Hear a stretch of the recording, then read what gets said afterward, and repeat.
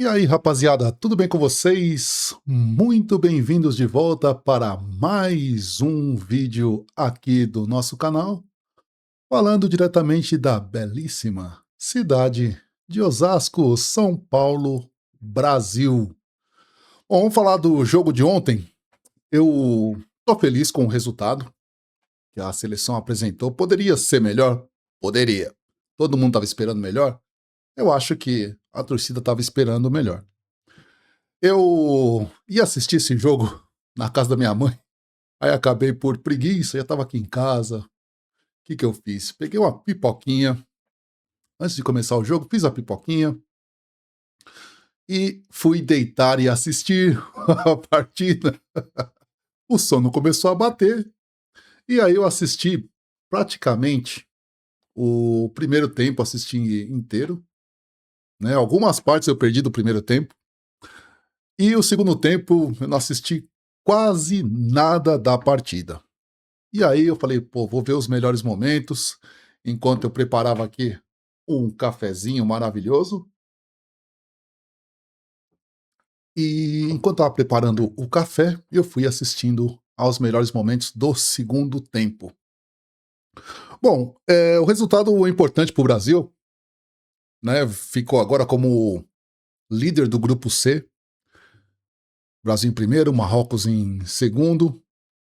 E aí depois vem a Escócia e o Haiti, que já eliminado. O que acontece? Esse jogo era para fazer muitos gols, fazer saldo, importante fazer saldo, porque o próximo jogo vai ser Marrocos e Haiti, e o Brasil pega a Escócia, que teoricamente é mais forte que o Haiti, mas também é menos forte que o Marrocos. O Brasil acho que vai ter um pouco mais de dificuldade para fazer saldo nesse jogo. Vai ganhar, tá? Pode até empatar a partida que tá tudo bem. Mas seria importante de fazer saldo nesse jogo. O que eu vejo de pontos positivos na partida? Em primeiro lugar, uma boa atuação, né, uma excelente atuação do Vini Júnior, como está sendo aí o jogador principal da seleção. Toma mais uma dose aqui. Está sendo o jogador principal da seleção. As jogadas estão saindo quase todas dos pés do Vini Júnior. Todos os lances de gol saíram dos pés dele. O gol lá do Marrocos, que ele faz aquela jogada característica aqui. Também eu vou falar uma coisa, também é bem marcada essa jogada. Ele sempre tá ali na ponta, no bico da área. Ele corta pra dentro e bate pro gol. Então ele fez um gol assim. Ele tentou essa jogada várias vezes durante o primeiro tempo. Ele faz basicamente a mesma coisa. Ele entra no bico da área, corta pro meio e bate pro gol. E num desses lances, ele acabou fazendo uma jogada parecida, cortou pro meio, bateu pro gol. E aí no rebote saiu o gol do Matheus Cunha, o primeiro gol do Brasil. Tá? Então, isso é uma coisa dos pontos positivos. O Vini Júnior tá participando de todos os lances, mas as jogadas, não tem uma jogada, vou dizer, uma jogada ensaiada, uma jogada bem elaborada. Todos os lances são muito parecidos. O Brasil acaba apostando ou na velocidade do Vini Júnior, também na velocidade também ali do Rafinha.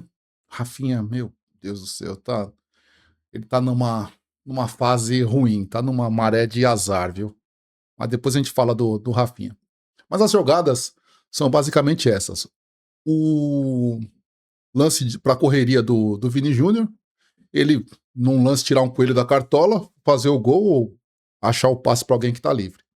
Então foi isso no primeiro gol. Teve um outro lance também que o Vini acabou tentando, ele acabou caindo, tropeçou e ainda a jogada conseguiu prosseguir. Mas você vê que as jogadas são todas assim, meio que no bumba meu boi, salve-se quem puder, sabe? Não tem uma jogada muito preparada, a não ser esses lances, né? O segundo gol já achei um pouco melhor, porque o Brasil, o Paquetá vem, faz a pressão no jogador do meio de campo ali do Haiti, consegue tomar a bola, manda pro Vini e o Vini acha o Matheus Cunha que faz um gol. Esse um gol foi golaço. Gol de quem sabe chutar, hein? Porque o goleiro do Haiti, tanto aquele jogo, foi tentar vir aqui para baixo e o Matheus Cunha bateu no alto. Ali ele pegou o contrapé do goleiro, ali é cara malandro para fazer gol, viu? A gente critica, mas os caras são... Pra estar ali, o cara tem que conhecer de futebol, né? E ele mostrou um gol de quem sabe jogar, quem sabe chutar realmente. E outro ponto positivo aí, o Paquetá. O Paquetá acabou fazendo alguns lançamentos, também teve um lançamento que ele fez pro Rafinha, que acabou perdendo o gol também. Não sei o que ele quis fazer naquela hora, se ele quis chutar, se ele quis cruzar. O Rafinha não tá legal, cara. E aí teve também um lance do terceiro gol, que o Paquetá também faz um lançamento pro Vini Júnior. O Vini Júnior entra dentro da área e bate por baixo ali do goleiro. Então esses pontos foram interessantes, tá? Que pontos positivos, apesar do Brasil não ter a parte de futebolística, se o placar foi bom, né? O resultado é inegável, é bom pro Brasil, tá em primeiro, vai se classificar. Mas a parte ruim é que você não vê uma jogada bem trabalhada, sabe? Você vê o meio de campo não constrói muito, tá bem nessas jogadas mais de profundidade, chutão pra frente, pra pegar a velocidade do Vini e o Vini tentar resolver lá de alguma forma. E agora falando do nosso querido Rafinha. Pô, eu torcendo pro Rafinha, viu? O Rafinha, ele... O que aconteceu?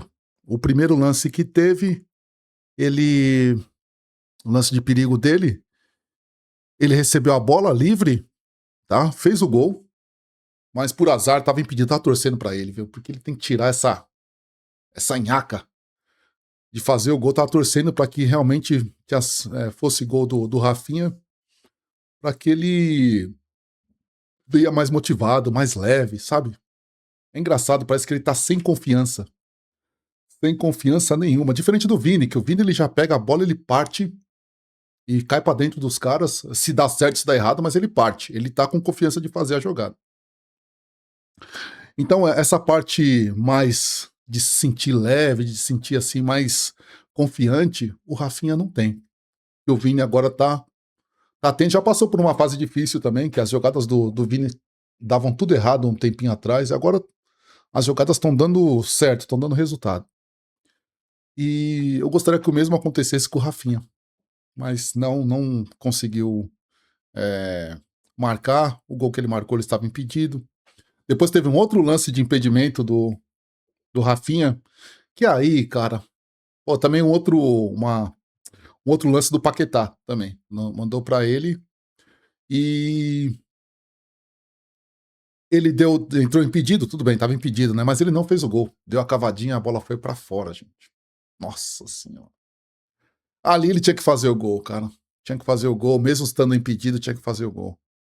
Então essas coisas aí que eu vejo que o cara tá numa aura estranha, sabe? Ele não tá com boas vibrações, boas energias. Isso é uma coisa que o cara tem que cuidar também, sabe? O psicológico, o emocional, o cara vai ter que cuidar.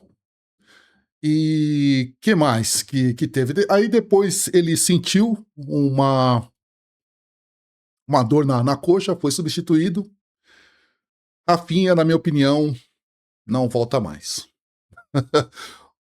Não é que não volta mais. O próximo jogo, talvez por essa questão ele sentiu um pouco aí a coxa, talvez ele não jogue a outra partida, não sei. Vamos ver como vai ser isso aí, né? Pela parte física, mas talvez isso aí seja uma desculpa para ele já não jogar já o próximo jogo. Assim o técnico tem condições de de poupar o Rafinha da próxima partida e também poupar a gente. E aí entrou o Ryan no lugar do Rafinha. O Ryan, no primeiro tempo, acabou não tendo muita oportunidade, né? Mas deu um pouco mais de movimentação. Acho que ficou bem mais movimentado o jogo com a entrada do Ryan. E aí depois, no segundo tempo, entra Martinelli e Endrick. Cara, é estranho de falar, porque o primeiro tempo ainda surgiu. Tivemos os 3 gols. Né, ali da metade do segundo tempo até o final que surgiram os 3 gols, né? Mas no segundo tempo, apesar de não ter tido gols, eu acho que o Brasil teve movimentação melhor, tá? Com as jogadas com o Martinelli. Nossa, teve uma na trave do Martinelli. Meu pai do céu, também um lance bom do Vini. O Vini deu um toque de calcanhar, o Martinelli, puf, meteu a bola na trave. Essa merecia entrar, que ia ser um golaço.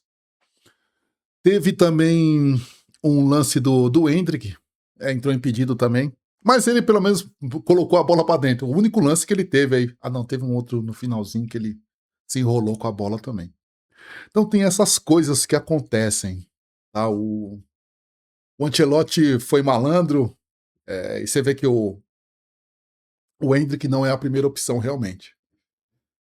Tá? Entrou ali o Ryan no lugar do Rafinha. O Endrick só foi entrar no segundo tempo, mostrando que ele não é a primeira opção do Ancelotti e não vai ser. Né? Vai ficar ali no banco mesmo. Vai entrar de vez em quando. Eu acho que é até bom. Aí também tirou um pouco do peso do Ancelotti, que colocou o Endrick, mas ele não acabou não fazendo gol. E porque se ele faz gol, é mais pressão pro Ancelotti para sair com ele jogando. Tá? Então, mas o moleque, ele tem talento, tem. E é engraçado essa coisa de energia, cara. Olha, é uma coisa engraçada, porque você para pra pensar, o cara entra leve, o cara entra confiante, o que tá faltando pro Rafinha. Mas o Rafinha, acredito que agora perdeu a posição. Tá? Eu gostei muito do ataque do Brasil lá com o Martinelli e com o Endrick e também o Ryan. As jogadas que os caras fizeram, esses 3 aí, vai colocar um pouco a pulga atrás da orelha aí, vai ter uma decisão difícil aí pro Ancelotti pra próxima partida. Bom, no geral foi isso. Eu queria ter assistido o jogo ontem. Nunca mais vou fazer isso, assistir o jogo debaixo das cobertas, que eu acabei cochilando muitas horas, aí o segundo tempo perdi completamente.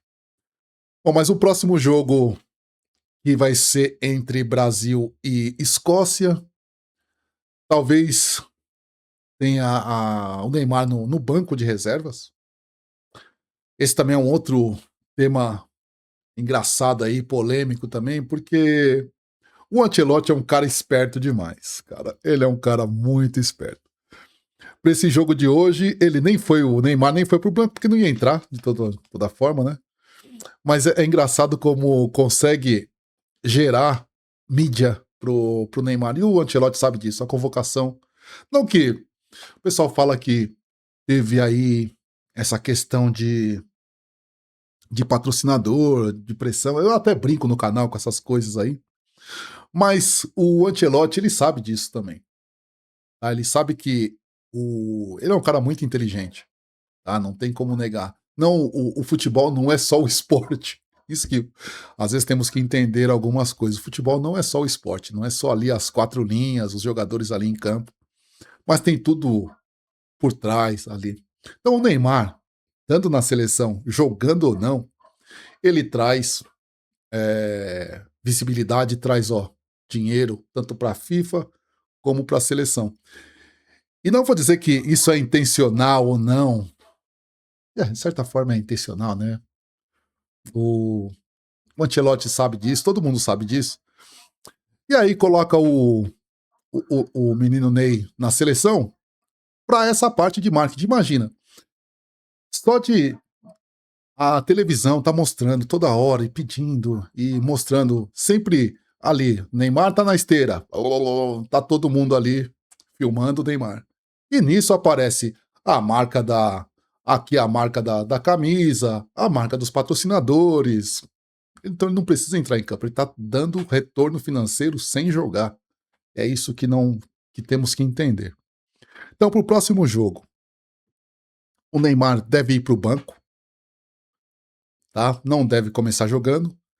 Talvez entre lá se no final do segundo tempo, ali talvez já com o jogo já definido, tanto para o lado do Brasil ou como para o lado da Escócia. Se o Brasil estiver ganhando, ele entra para fazer número ali também, para pegar ritmo de jogo.